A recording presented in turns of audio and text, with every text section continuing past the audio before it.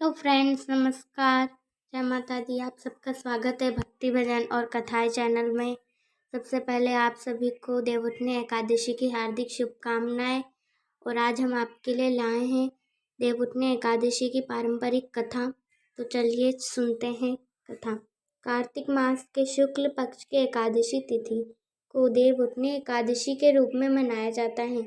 इस दिन को देवउठनी एकादशी भी कहते हैं। इस साल देवउठनी एकादशी का व्रत 4 नवंबर 2022 को पड़ रहा है। धार्मिक मान्यता के अनुसार इस दिन भगवान विष्णु 4 महीने के बाद योग निद्रा से जागते हैं, जिसके बाद से सभी प्रकार के मांगलिक कार्यों की शुरुआत हो जाती है। देवउठनी एकादशी के दिन भगवान विष्णु की पूजा के साथ साथ व्रत कथा का पाठ भी किया जाता है। आइए जानते हैं देवउठनी एकादशी की व्रत कथा के बारे में। एक राजा के राज्य में सभी लोग श्रद्धापूर्वक एकादशी का व्रत रखते थे। प्रजा और राज्य के नौकरों से लेकर पशुओं तक को एकादशी के दिन अन्न नहीं दिया जाता था। कहते हैं कि इस दिन किसी दूसरे राज्य का व्यक्ति राजा से बोला कि महाराज, कृपा करके मुझे नौकरी पर रख ले। तब राजा ने उसके सामने एक शर्त रखी कि रोज तुम्हें खाने को सब कुछ मिलेगा, लेकिन एकादशी के दिन अन्न ग्रहण करने के लिए नहीं मिलेगा। राजा के कहने के मुताबिक वह व्यक्ति राजी हो गया, लेकिन जब एकादशी के दिन जब उसे फलाहार से सामना हुआ तो वह राजा के सामने जाकर कहने लगा, महाराज, इससे मेरा पेट नहीं भरेगा, मैं भूखा ही मर जाऊंगा, मुझे अन्न दिया जाए। राजा ने उसे शर्त की बात याद दिलाई, लेकिन वह व्यक्ति अन्न त्याग करने के लिए तैयार नहीं हुआ। इसके बाद राजा ने उसके लिए अन्न की व्यवस्था कर दी। वह रोज की तरह नदी पर पहुंचा और स्नान करके भोजन पकाने लगा। जब भोजन बन गया तो वह भगवान को बुलाने लगा, आओ भगवान, भोजन तैयार है।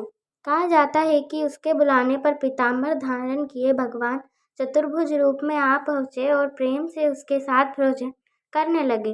भोजन करने के बाद भगवान अंतर्ध्यान हो गए, जिसके बाद वह व्यक्ति भी अपने काम पर चला गया। फिर 15 दिन बाद अगली एकादशी को वह राजा से कहने लगा कि महाराज, मुझे 2 गुना सामान दीजिए। उस दिन भूखा ही रह गया था। राजा के पूछने पर उसने बताया कि उसके साथ भगवान भी भोजन ग्रहण करते हैं। यह सुनकर राजा को थोड़ा अटपटा लगा और उन्होंने बताया कि उन्हें विश्वास नहीं हो रहा है कि भगवान उसके साथ भोजन करते हैं। राजा की बात सुनकर वह बोला, महाराज, यदि विश्वास हो तो साथ चलकर देख लो। राजा एक पेड़ के पीछे छिपकर बैठ गया। उस व्यक्ति ने भोजन बनाया, भगवान को शाम तक पुकारता रहा, लेकिन भगवान नहीं आए। अंत में उसने कहा कि हे भगवान, यदि आप नहीं आए तो मैं नदी में कूदकर प्राण त्याग दूंगा। इसके बाद भी भगवान नहीं आए। तब वह प्राण त्यागने के उद्देश्य से नदी की तरफ बढ़ा। प्राण त्यागने का उसका दृढ़ इरादा जान शीघ्र ही भगवान ने प्रकट होकर उसे रोक लिया और साथ बैठकर भोजन करने लगा।